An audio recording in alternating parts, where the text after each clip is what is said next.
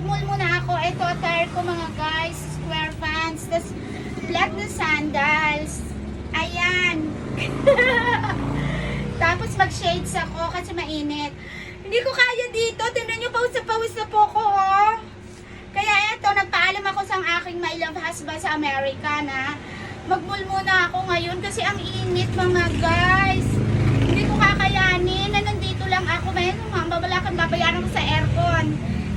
Kaya eto, punta muna ako sa department store. Magaliw-aliw ako doon. Kasama ko ang aking daughter na maganda. Si Nikki May. See you later mga guys.